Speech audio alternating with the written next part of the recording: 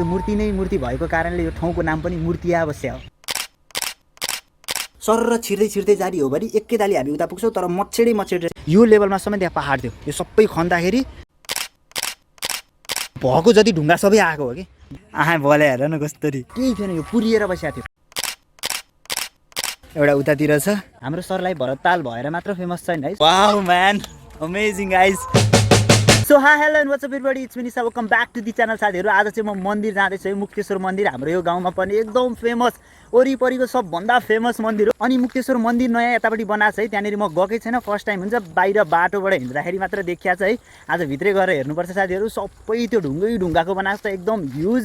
तपाईँहरूले देख्नुभयो अहिले थम्बनेलमा। मसँग मेरा भाइहरू पनि हिँडेका छन् यतापट्टि, ल टक्क पारेर।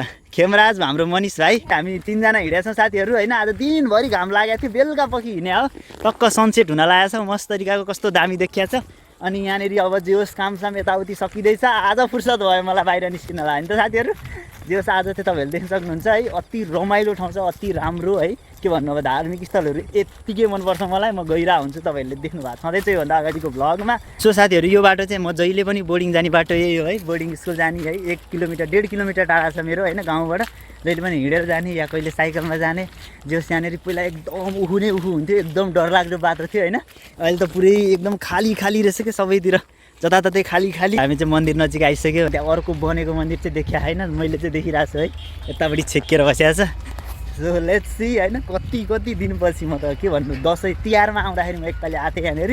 त्यहाँबाट आएको थिइनँ, त्यतिखेर बनिसकेको नि थिएन कि, त्यो चुच्चो मात्र थियो। तपाईँहरूलाई त मैले देखाउनै पाएको छ नि यो मन्दिर त। Let's enter guys. Wow man amazing guys. ओहो यार, यो त युज बनाएर छ यार। वाउ कस्तो पुरै मजाले बुट्टा भराएर छ यार, क्या दामी। अनि साथीहरू यो मन्दिरमा तपाईँहरूलाई मैले ल्याइहालेँ होइन। अब यसको अलिकति हिस्ट्री, अलिकति डिटेल मलाई थाहा भएको कति त्यति त भन्नु पऱ्यो नि त तपाईँहरूलाई होइन।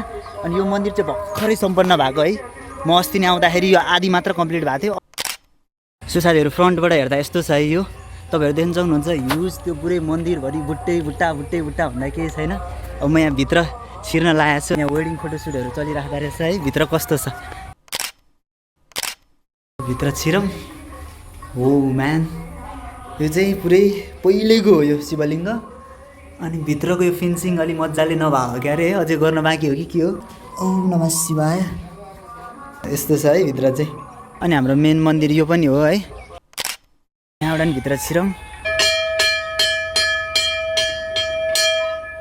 ओम नमः शिवाय, जय भगवान्। ओम नमः शिवाय।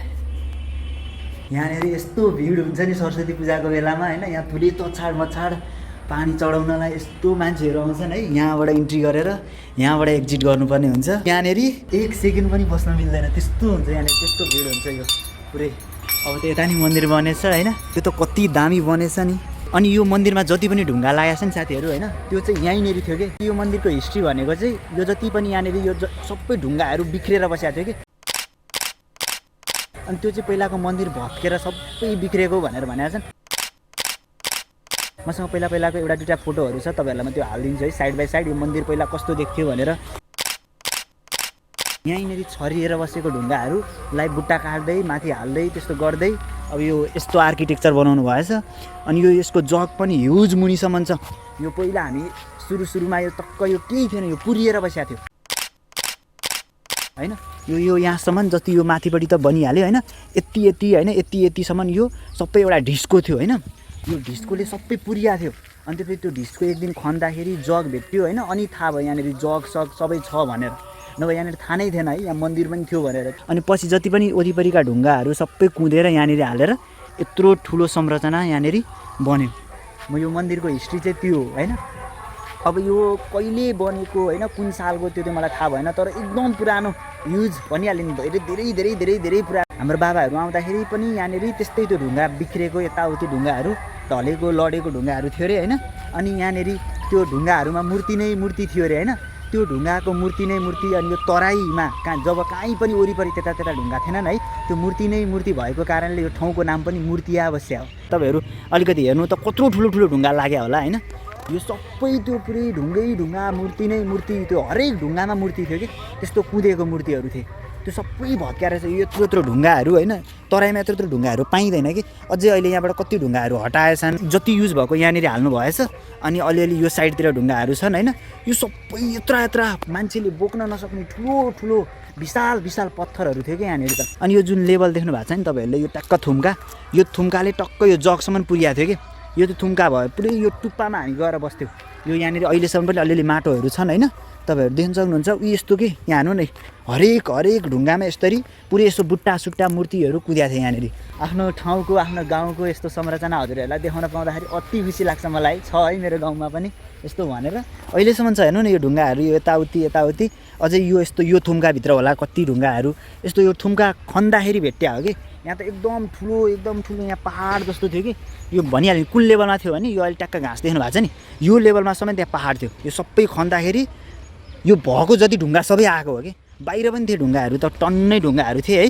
त्यतापट्टि साइडमा तपाईँहरूलाई म लिएर जान्छु अनि तपाईँहरूलाई अर्को कुरा नि भन्छु यहाँनिर यो मन्दिरको चाहिँ जल जाने ठाउँ भनेको चाहिँ अब यहाँबाट निकालेर चेरे छ होइन यहाँबाट अहिले जल जाने ठाउँ भनेर तर यहाँबाट निस्केर नि तल छिरेर एकैताली त्यहाँनिर छ इनार एकैताली त्यो इनारमा पुग्थ्यो अनि हामी एकताली छिर्या पनि थियौँ त्यो इनारबाट भित्र छिरेर यो मुनि तपाईँहरू देख्छ नि यो सिधै ट्याक्कै हामी यहाँसम्म पुगेका थियौँ त्यहाँभित्र चाहिँ टक्क मान्छे एकदम सुतेर छिर्नुपर्छ गुफा जस्तो छ होइन अहिले छ कि छैन यहाँ पुर्यो होइन के छ कसो छ तपाईँहरूको म लिएर जान्छु यहाँनिर अलिकति जस्ताहरू हालेर मिलाएर त राखिदिनु भएको रहेछ है एकताली भित्र चाहिँ छिरौँ यतातिर हेर्नु न सबतिर हेर्नु यस्तो बुट्टा है हरेक ढुङ्गा यस्तो सबै यस्तो ढुङ्गा अब तराईमा यत्रा ढुङ्गा देख्दा त अचम्मै त्यही भएर नि मुर्तिया बस्यो क्या यो ठाउँको नाम अब यहाँ कस्तो छ एकताली तपाईँहरूलाई म यहाँ देखाउँछु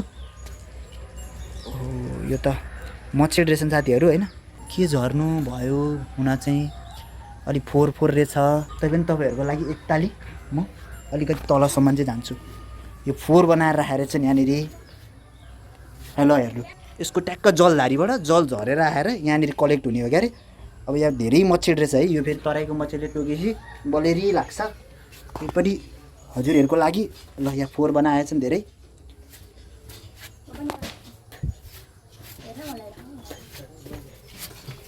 ल हेर्नु साथीहरू यस्तो छ सर छिर्दै जारी हो भने एकैताली हामी उता पुग्छौँ तर मच्छरै रहेछ यत्रो मच्छरले टोक्यो भने मलाई मलेरिया नै लाग्छ साथीहरू यहाँबाट छिरेर जारी हो अनि यहाँनिर त पहिला त पुरै माटो थियो तैपनि त्यतिखेर हामी स्कुलबाट आएर छिरेको थियौँ अनि कति डिस्टेन्स छ भनेर हेर्दाखेरि मैले स्कुलको टाईले नापेको थिएँ 30 टाई भएको थियो मेरो टाई 1.5 मिटरको थियो अनि ट्याक्कै हामीले बाहिरबाट आएर नाप्दाखेरि ट्याक्कै त्यो मन्दिरको बेस भेट्टा हो कि यहाँबाट जाँदाखेरि हामी त्यो बेसमै ठोक्किन्छौँ ड्याम्मै पारेर ढुङ्गाको बेसमा ठोक्किन्छौँ म र मेरो साथी रोशन भन्ने थियो रोशन र म गएको थियौँ है जस यति चाहिँ बनेछ यहाँनिर मलाई साह्रै खुसी लाग्यो यो चाहिँ जस्तै जे भए पनि यत्रो ठुलो संरचना बनाएछन् है अब यहाँनिरको बजेटहरू परेको थियो होला यहाँको अब वडा अध्यक्ष यताउति सबैलाई धन्यवाद यति भयो पनि है माथिबाटै आएको बजेट थियो कि के थियो जस्तो यति भयो नि बनाउनु त भएछ नि नभए यो यस्तै भत्केर कति वर्षदेखि बनिरहेको थियो कि 5-7 वर्ष अगाडिदेखि है यो निर्माण काम सम्पन्न नै भएको थिएन त्यति वर्ष अगाडिदेखि बनिरहेको थियो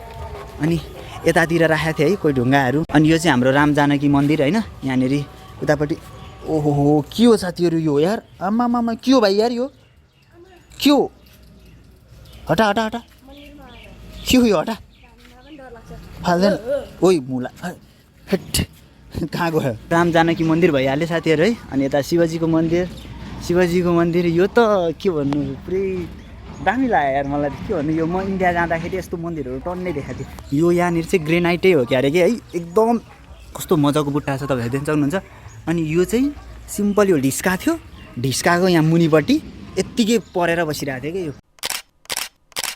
यो जमानामा कुदेको हो यो अहिलेको कुदिया चाहिँ होइन है यिनीहरू होला अहिले कुदेको यताउति है अहिले बनाएको यति छ नि यो रेक्टेङ्गुलर सेपको यो त पहिले जमानादेखि यत्तिकै ढुङ्गा भुइँमा यसरी पिल्सेर बसेको थियो कि यही मन्दिरको हो भन्छन् होइन अब कसरी कुद्या हो थाहा छैन है तपाईँहरू देख्न सक्नुहुन्छ आमामामा त्यो कस्तो हार्ड स्टोन हुन्छ नि त्यो त्यस्तो हार्ड स्टोन हुन्छ यो अरू त अलिकति नर्मलवाला स्टोनहरू छन् होइन बाहिर भएको स्टोन पनि त्यस्तो हार्ड स्टोनमा त्यो के भन्नु 100 साल 200 साल 300 साल पुरानो त्यतिखेर त्यो एकदम प्रिडिक्ट हिसाबले होइन एकदम सटिक पाराले कुदेको त्यो कस्तो दामी जगभन्दा मुनि सबै माटोले पुरिएर बसेको संरचना थियो यो अहिले यहाँनिर यत्रो ठुलो मन्दिर बन्यो डिस्कोमा पुरिएर बसेको चिज अब के भन्नु कसैले सोच्नै सकेको थिएन हामी माथि कुद्थ्यौँ खेल्थ्यौँ होइन डिस्को भित्रको चिज अब एकदम त्यसै खन्दै यताउति गर्दाखेरि त्यत्रो जग भेटेपछि त यहाँ त मन्दिर पक्कै रहेछ, यो सबै लडेको रहेछ, यो मन्दिरकै ढुङ्गा रहेछन् भन्न थाले अनि यहाँका मान्छेहरूले। अनि अहिले यो बनाएछन् यस्तो मजाले। तपाईँको नाम?